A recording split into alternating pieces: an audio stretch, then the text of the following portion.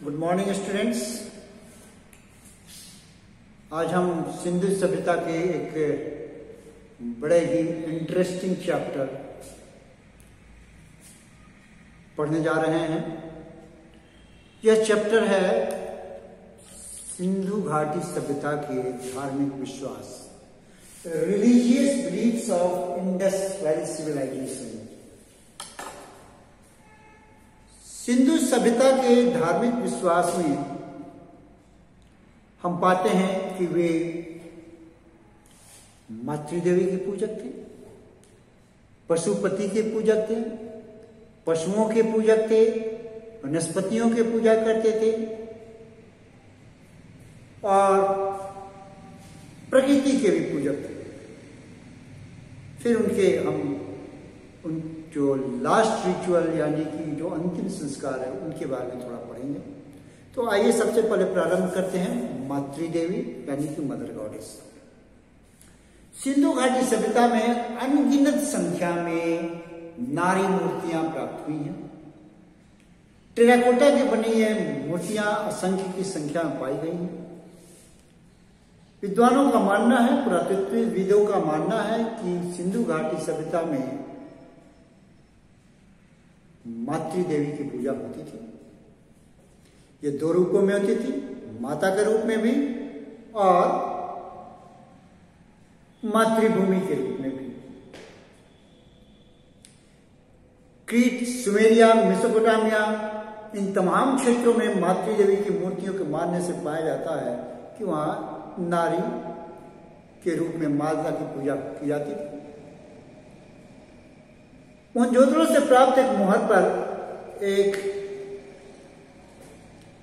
स्त्री को अपने नवजात बच्चे को स्तनपान करते हुए दिखाया गया है, यानी वो माता और पुत्र का दिखाया गया है, यानी कि माता की पूजा निश्चिंदेह रूप से होती थी।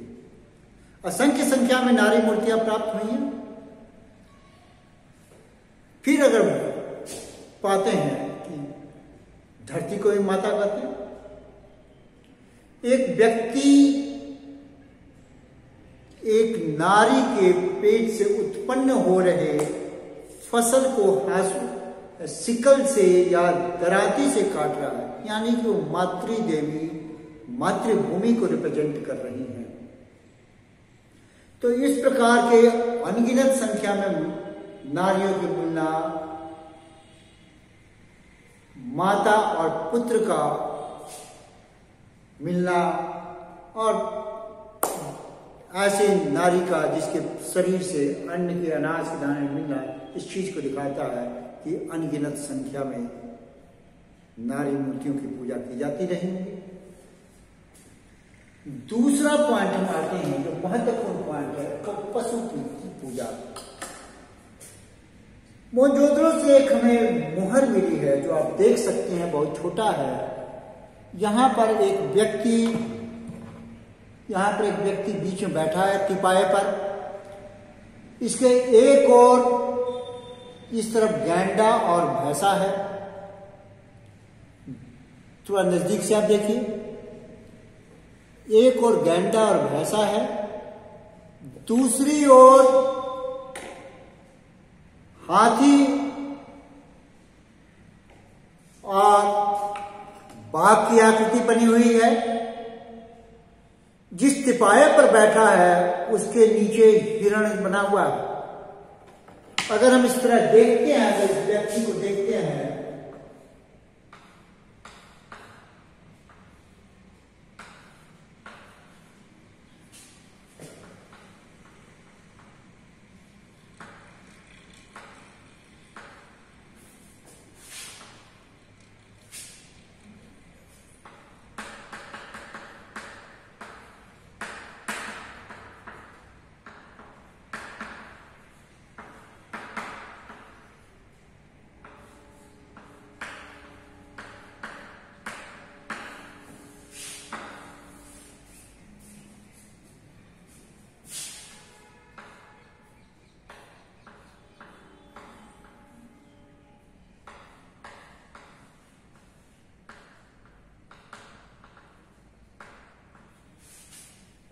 यहां हम इस मुहर में पाते हैं ये व्यक्ति बैठा हुआ है,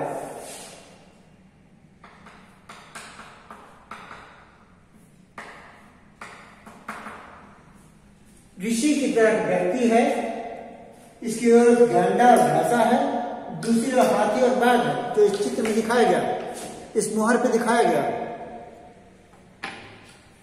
चारों ओर पशु ही पशु हैं और ऊपर यहां पर उनकी लिपि है। यही वजह है इसे पशुपति कहा गया है। पति का मतलब स्वामी, तो पशुओं का स्वामी के रूप में पूजा की जाती होगी। कालांतर में हम देखते हैं कि एक ऐसे देवता हुए जिसको हम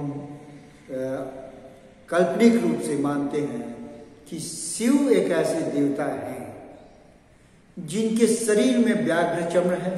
यहां पर व्याघ्र है, बाघ है या व्याघ्र का है।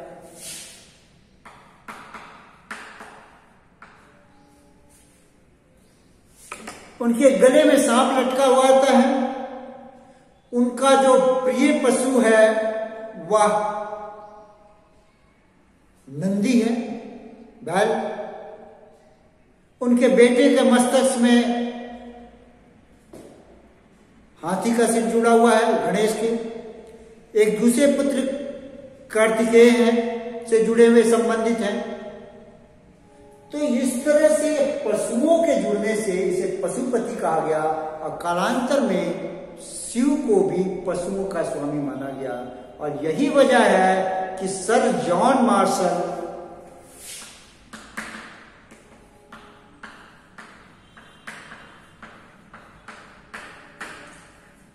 इसे प्रोटोटाइप ऑफ शिव, इस मुहर को देख करके इसे प्रोटोटाइप ऑफ शिव कहा है, यानी कि शिव का आदि रूप या आदि शिव। आदि का मतलब प्रारंभ। The first step of Lord Shiva is prototype of Shiva. आगे हम देखते हैं कि पशुओं की पूजा भी की जाती थी। पशुओं की पूजा कई प्रकार से करते थे। पशुओं की पूजा वास्तविक रूप में भी करते थे, जैसे हम आज भी गाय की पूजा करते हैं, सांड की पूजा करते हैं, नाग की पूजा करते हैं। मैके महोदय को चाणू दड़ों से एक ऐसा मुहर मिला जिस पर एक चबूतरा रखा हुआ है, मुहर पर अंकित है, और उस पर दोनों ओर सांप बैठे हैं और एक कटोरा रखा। संभवतः उस कटोरे में दूध रखा जाता होगा, जो हम लोग नाग पंचमी पर या ऐसे कोई अवसर पर पूजा करते थे। कुछ पशुओं को हम आज भी पूजा करते हैं। कुछ काल्पनिक रूप से भी पशुओं की हम पूजा करते हैं, जैसे नरसिंह। वैसे ही सिंधु घाटी सभ्यता में एक ऐसी मुहर मिली है जो आधा बारहसिंगा का है और पीछे में बैल का बना हुआ आकृति, यानी कि कंबाइंड है। ऐसा ही कुछ भेड़ और कुछ बकरी दोनों मिलाकर बनाए गए हैं। तो इस तरह के जो ज्वाइंट बनाया गया है, जोड़ के बनाया गया है, इसकी कल्पना उस वक्त भी किए जाते थे और वही कल्पना बाद में भारत में प्रचलित हुई। यानी कि नरसिंह, कुछ ऐसी भी मूर्तियां बनाई जाती हैं, कल्पना की जाती हैं, जो भारत में बाद में प्रयोग किया है। जैसे नीचे का शरीर सांप का हो और ऊपर एक गॉडेस का हो।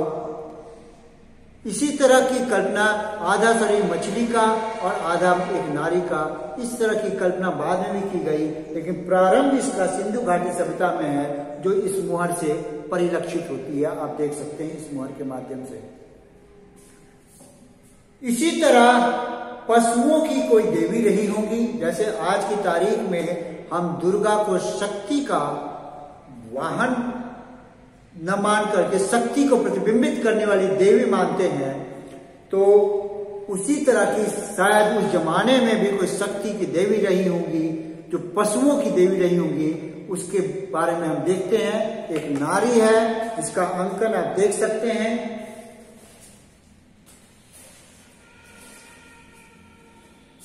यहां पर आप देख सकते हैं कि एक नारी है जो दो बाघ को अलग कर रही है।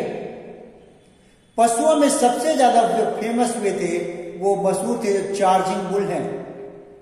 ये सिंधु घाटी से बड़े लार वाला बैल काफी संख्या में पाया गया है। तो इस तरह हम देखते हैं कि सिंधु घाटी सभ्यता में दो प्रकार के पशुओं की पूजा कर जाती थी, एक वास्तविक रूप में और दूसरा काल्पनिक रूप। ये दो पशुओं को संयुक्त रूप से नाग की पूजा भी करते होंगे, और नाग की पूजा आज भी हम दो कारणों से करते हैं। नागों की उम्र बहुत लंबी होती है। नाग को यह भी माना जाता है कि वो संपत्ति के रक्षक होते हैं। यही वजह है कि आज भी जो मकान बनता है तो हम सोने के नाग नागिन का जोड़ा मकान की नींव में डालते हैं। और पहले खेती के लिए पुरुष की आवश्यकता होती थी, व्यक्तियों की आवश्यकता होती थी, और नाग के बहुत सारे अंडे होते हैं, यानी बहुत सारे बच्चे होते हैं। इसलिए कहा जाता है कि नाग की पूजा करने से बहुत सारे संतान हो, तो इसलिए नाग की पूजा संभवतः करते होंगे। और नाग हमारे मित्र भी हैं, क्योंकि ये खेतों में रहने वाले चूहे हमारे अनाज को खा जाते हैं। तो ये नाग या सांप ही होते हैं जो उन चूहों को भक्षण करते हैं और हमारे अनाज को बचाते हैं। फिर हम देखते हैं वनस्पति पूजा। सिंधु सभ्यता में वनस्पतियों की पूजा की जाती थी।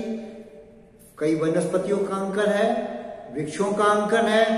हमें एक ऐसी मुहर मिली है जिस पर कि ये मुहर है, रेप्लिका है एक्चुअल में। इसमें आप देख सकते हैं कई पीपल के पत्ते बने हुए हैं, और उस पीपल के पत्ते में नीचे में एक ऐसा जो काल्पनिक रूप से एक ऐसा पशु के गर्दन दिखाया है जो थोड़ा बहुत हमें घोड़े या जिराफ की तरह का लग रहा हो, तो इस तरह का अंकन मिलता है। इसको आप विस्तार से देख सकते हैं बड़े में।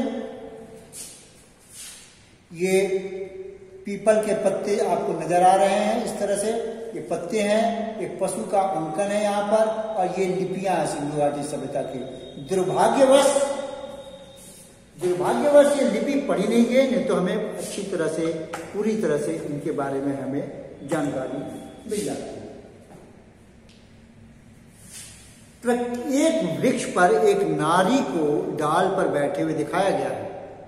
ऐसा लगता है कि वो वृक्ष की देवी होती। आज की तारीख में भी हम पीपल के वृक्ष को वासुदेव का वास मानते हैं। तुलसी की पूजा हम आज भी करते हैं, वट की पूजा आज भी करते हैं। तो इस तरह से उस काल में की जाने वाली पशुओं की पूजा, वनस्पतियों की पूजा आज भी कायम है। पान के पत्ते का प्रयोग हर धार्मिक कार्यों में हम प्रयोग करते हैं। पान का प्रयोग करने के साथ साथ हम उसके साथ कसैली रखते हैं। तो ये वनस्पतियों की पूजा हम करते थे, वनस्पतियों की देवी रही होंगी। जल पूजा,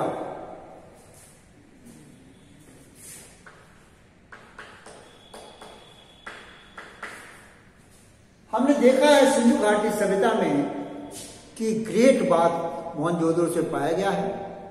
ऐसा प्रतीत होता है कि किसी बड़े त्योहार पर, जैसे अमावस्या, पूर्णिमा या कुंभ के जैसा कोई मेला लगता होगा, और तमाम श्रद्धालु वहां आके इकट्ठा होते होंगे और वह उसमें स्नान करते होंगे। जैसे आज हम गंगा स्नान करते हैं, या फिर गंगोत्री की ओर जाकर के वहां स्नान करते हैं, या किसी ऐसे फेस्टिवल जैसे बिहार में एक त्योहार होता है, छठ पूजा होता है, उसमें जल की पूजा की जाती है, कुएं की पूजा की जाती है। कुएं की पूजा भी जल से ही संबंधित है। हर फंक्शन हम कुएं के पास जाकर पूजा करते हैं। तो जल की पूजा सिंधु घाटी सभ्यता के लोग करते होंगे। कई मटके मिले हैं, मटके में जल रख के पूजा करते होंगे। ये जल को सूर्य को भी अर्पित करते होंगे, क्योंकि हमें एक एम्यूलेट मिला है जहां पर एक वृत्त दिखाया गया है, उस पर से कई किरणें निकल रही है सूरज की, यानी कि सूरज की पूजा भी करते होंगे, शायद सूरज को जल भी दिखाते होंगे, इस तरह की मान्यता रही होगी। पूजा पाठ में हम धूप अगरबत्ती का प्रयोग करते हैं। सिंधु घाटी सभ्यता से हमें दिए मिले हैं, जो उनके जो दिए के अंदर का हिस्सा जला हुआ मिला है, यानी कि बत्ती का प्रयोग करते हुए तभी वो जल गया। एक ऐसा दिया मिला है जो डिश ऑन स्टैंड की तरह स्टैंड बना हुआ दिया है, तो ये दिए का प्रयोग भी करते होंगे, संभवतः धूप का भी प्रयोग करते होंगे। तो इस तरह से हम पाते हैं कि वो पूजा पाठ में धूप और जल का प्रयोग भी करते थे। तो सिंधु घाटी सभ्यता के धार्मिक विश्वास थे। कुछ ऐसे भी चीज मिले हैं जो हम उनके धार्मिक विश्वास के बारे में बताते हैं, जैसे कि एक व्यक्ति के गले में जैसे एक ढोलक सदृश है, कई नारियां खड़ी है, तो समझा धार्मिक उत्सव होते हैं, उसमें नृत्य संगीत का भी आयोजन करते हैं। जैसे हम लोग भी कोई किसी का मेला लगता है किसी संत महात्मा का, तो उसमें नृत्य संगीत करते हैं। तो इस तरह की चीजें रही होंगी। अपने मृतकों का संस्कार वो 3 तरह से करते थे: पूर्ण समाधान, आंशिक समाधान और अग्नि को समाहित। सिंधु घाटी के सभ्यता के तमाम नगरों से हमें उनके समाधान मिले हैं। डीके एरिया में मिला है, कालीबंगा में मिला है, मोहनजोदड़ो में मिला है, हड़प्पा में मिला है। तमाम जगहों से हमें उनके समाधान मिले हैं जो पूर्ण समाधान थे। उनके कंकाल मिले हैं और साथ में काफी बर्तनों में शायद उनके आने वाली जो जन्म लेंगे आने वाली पीढ़ी में या आने वाले वर्षों में, तो उनको वहां प्राप्त हो, या स्वर्ग गए हों वहां भी इन चीजों को उनको मिल सके, जो आज भी फॉलो करते। आंशिक समाधान उस तरह के होते थे, पहले उनके शरीर को, मृत शरीर को किसी जगह पर रख दिया जाता था खुले में, ताकि पशु पक्षी और जानवर उनके जो पार्थिव शरीर के मांस को खा सकें, और बचे हुए हिस्से जो हड्डी बच जाते थे उनको एकत्रित करके किसी मटके में रख करके या किसी बरियल में दफन कर देते थे।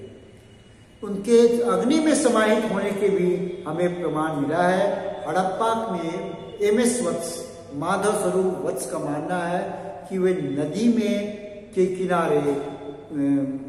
किनारे उनको जलाते थे और बचे हिस्सों को जार में रखकर दफन कर देते थे, और इस तरह से वो के राख वगैरह के प्रमाणों के आधार पर उनका मानना है कि वो मृतकों को जलाते भी थे।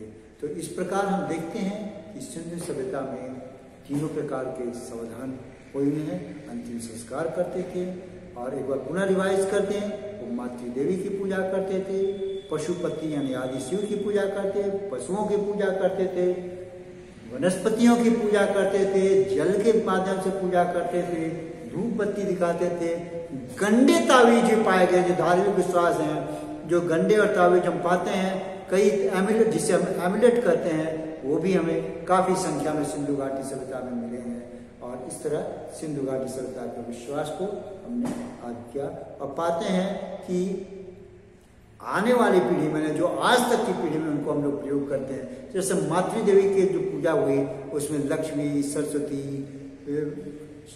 शक्ति, दुर्गा, कई देवियों की पूजा करते हैं। यहाँ के हम गांव में सप्त मातृकाओं की भी पूजा करते हैं, ग्रामीण देवी की भी पूजा करते हैं।